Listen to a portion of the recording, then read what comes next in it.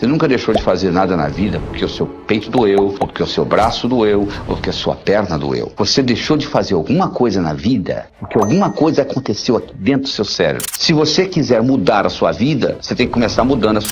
Você está obtendo os resultados que você gostaria de obter na sua vida? Se eu lhe perguntar o que é sucesso, o que você responderia? Se eu perguntar para um amigo seu, provavelmente a resposta será diferente, não é verdade? Sucesso significa coisas diferentes para diferentes pessoas. A definição que nós vamos usar é uma definição que vai servir para todos nós. Sucesso é conseguir o que você quer. O que é diferente de felicidade. Felicidade é querer o que você conseguiu. Para você ser feliz, você não precisa de mais nada. É só aceitar o que você tenha. Isto não me impede de continuar almejando outras coisas na vida. Só que, infelizmente, as pessoas confundem sucesso com felicidade. Eu não sei lhe ensinar a ser feliz. Agora, sucesso, sim, é uma ciência. Do mesmo modo que você aprende física, que você aprende química, você pode aprender a ser bem-sucedido. Imagine que eu colocasse aí onde você está assistindo esse vídeo, uma tábua de 40 centímetros de largura e 10 metros de comprimento. Eu colocasse no chão e solicitasse que você andasse nessa tábua, de um lado para outro. Você conseguiria? Provavelmente sim, né? Não tem problema nenhum andar de um lado para outro. Agora eu pegaria essa tábua e colocaria essa tábua entre os dois prédios mais altos de Nova York, 108 andares. E agora eu solicitaria que você atravessasse essa tábua de um lado para outro. Você faria? Provavelmente não. Mas fisicamente você consegue fazer. Você não fez lá, não andaria no chão? O que acontece? Imediatamente vai aparecer no seu cérebro o chamado self-talk. Olha, você vai escorregar, ó, você vai cair, ó, vai ventar, não é verdade? Você nunca deixou de fazer nada na vida porque o seu peito doeu, ou porque o seu braço doeu, ou porque a sua perna doeu. Você deixou de fazer alguma coisa na vida porque alguma coisa aconteceu aqui dentro do seu cérebro, não é verdade? Sabe como é que eles treinam o elefante? Eles pegam uma corda, amarram no elefante, amarram numa árvore. Ele tenta sair e não consegue. Tenta sair e não consegue. Tenta sair e não consegue. Ele desiste. Isso quando ele é bebê. Aí ele cresce pensando que ele está amarrado numa árvore. Quando ele já é adulto, o palhaço amarra uma corda nele, amarra na perna do tamborete, da cadeira lá. Ele continua pensando que está amarrado numa árvore. Nós podemos fazer a mesma coisa com pulgas. Você coloca a pulga dentro de um jarro, fecha o jarro. A pulga não gosta de ficar dentro do jarro. Ela pula, volta, pula, volta. Ela bate na tampa do jarro, até que ela começa a se machucar, ela começa a pular um pouquinho mais baixo. Depois que ela está fazendo isso, você vai lá e tira a tampa do jarro, ela nunca mais pula fora do jarro. Você não está acreditando? Faça experiência em casa. Não precisa fazer experiência em casa, é só olhar no espelho. Quantas coisas que você codificou na infância, que você continua carregando com você. Então nós temos que voltar lá e reestruturar essa criança. E como que isso foi estruturado neurofisiologicamente? Do seguinte modo: na base do seu cérebro, você tem uma estrutura chamada substância reticular ativadora ascendente, que é abastecida pelo saldo exergônico do bioquímico celular. Estou falando difícil. O que é isso? Significa que se eu levanto a mão, eu libero mais energia do que é necessária para levantar a mão. Parte dessa energia vai pelo sistema nervoso e ativa essa substância que ativa o cérebro. Então o seu cérebro se mantém acordado graças à substância reticular ativadora ascendente. A segunda função da substância reticular ativadora ascendente é funcionar como se fosse uma secretária executiva do seu cérebro. O seu cérebro não pode prestar atenção em mais do que 5 a 9 coisas de cada vez. Você não estava prestando atenção no dedão do seu pé direito, até que eu falei, nem tampouco na ponta do seu nariz, nem no lóbulo da orelha esquerda, e assim por diante. Porque você não pode prestar atenção em tudo isso, no que eu estou falando, na temperatura da sala. Opa, peraí, tem que ter uma prioridade.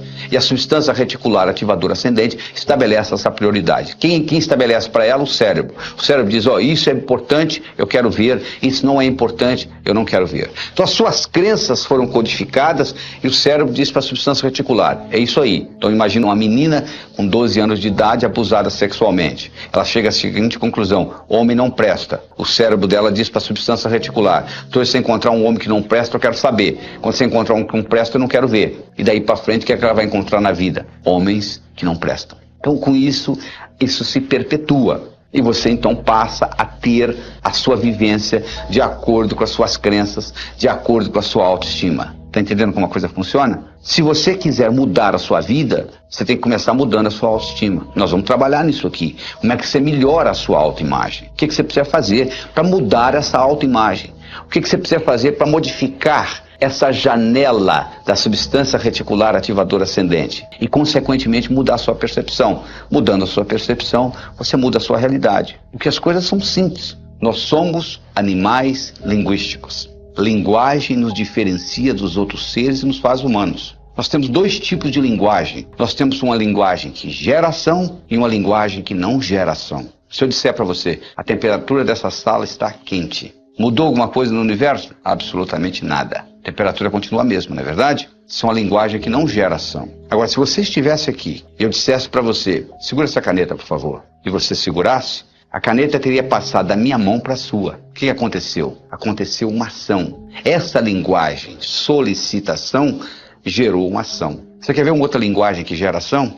Declaração. Se você vai perante um juiz, homem e mulher, e o juiz diz, eu declaro vocês marido e mulher, e 5 segundos depois que ele acabou de dizer isso, você levanta a mão e diz assim, sou juiz, eu não quero me casar mais. Sabe o que ele vai dizer para você? Agora é muito tarde, você agora tem que se divorciar, porque eu já declarei, eu já criei uma realidade jurídica na sua vida, através de uma declaração. Então vamos analisar isso mais cuidadosamente. Imagine se ao invés do juiz, você fosse no seu vizinho que é bancário e pedisse a ele para lhe casar. Você acha que ficaria válido? Claro que não. Ele não tem autonomia, ele não tem autoridade para declarar marido e mulher, não é verdade? Então, para você ter uma declaração, você tem que ter autoridade. Segundo, tem que acontecer no aqui e agora. O juiz não diz, eu declaro que vocês serão marido e mulher. O juiz diz, eu declaro que vocês são.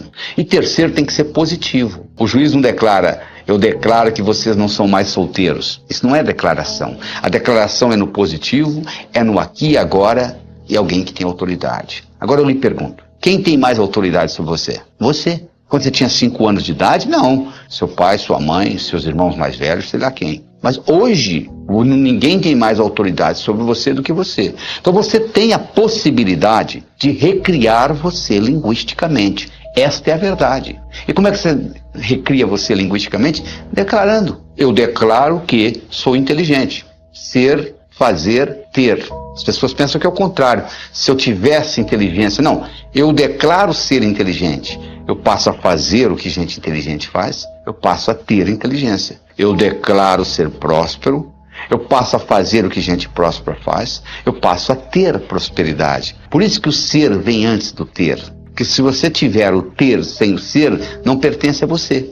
Eu declaro ser a força criadora na minha vida. Significa que tudo que ocorrer de bom e tudo que ocorrer de ruim, eu sou responsável. Eu declaro ser saudável, fisicamente, mentalmente, emocionalmente, espiritualmente. Eu declaro ser sincero para comigo mesmo. Eu declaro ser livre. Significa que eu sou livre, você é livre. Eu tenho direito de pensar o que eu quiser, você tem o direito de pensar o que você quiser. Então, à medida que você vai fazendo isto, você vai mudando a cibernética do seu cérebro. O seu cérebro trabalha ciberneticamente. Cibernética é a disciplina que estuda sistemas autônomos. Se eu coloco um ar-condicionado numa sala, e coloco um termostato no ar-condicionado dessa sala, e coloco uma temperatura 21 graus Celsius, eu coloquei inteligência numa máquina. Sabe por quê? O ar-condicionado dessa sala vai ligar e desligar, independente da minha presença física. Sabia disso? Independente da minha presença física. Porque agora ele vai usar a temperatura da sala como retroalimentação. Nós também temos os nossos termostatos. Você tem um termostato para dinheiro.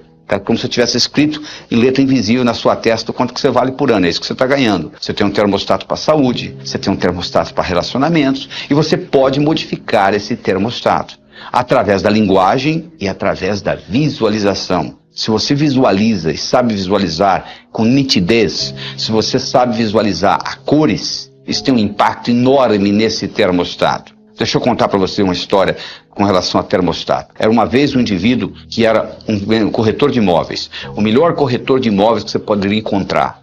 Ele só ganhava $30 mil por ano. Nos Estados Unidos isso não é muita coisa. Um dia ele foi hipnotizado. Durante a sessão hipnótica descobriu-se que quando ele tinha 7 anos de idade o pai dele tinha morrido e a companhia para a qual o pai trabalhava tinha dado uma cerimônia e tinha convidado ele e a mãe e tinha havido um discurso de quanto o pai dele tinha sido honesto, trabalhador, dedicado, etc, etc, etc. E foi dado à mãe um envelope que era o seguro de vida do pai. Que ela abriu o envelope, tirou o cheque, $30 mil, e ele com 7 anos de idade olhou e concluiu. Um indivíduo honesto, trabalhador, dedicado, vale $30 mil por ano, ele concluiu.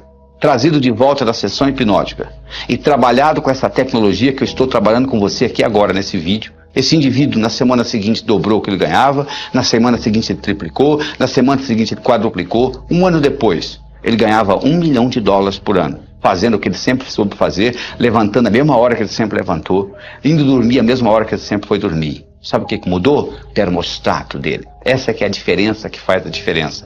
É essa mudança de termostato. Isso é que é importante. Essa mudança, é isso que nós estamos fazendo aqui. William James, que é considerado o pai da psicologia moderna, ele foi um filósofo, um psicólogo, professor da Universidade de Harvard. Ele tem uma frase famosa que é a seguinte: o passarinho não canta porque está feliz, ele está feliz porque canta. Porque uma vez foi perguntado ao Dr. James: Dr. James, na sua opinião, qual foi a descoberta mais importante no campo do desenvolvimento humano nos últimos 100 anos? Ele disse: na minha opinião, foi que antes pensava-se que para você fazer, você tinha que sentir primeiro. Agora nós sabemos que o contrário também é verdadeiro. Você começa a agir e o sentimento aparece. Então não fique esperando que o sentimento apareça para você começar a executar. Comece a executar que o seu termostato vai mudar. Você começa a modificar isso e um termostato modifica.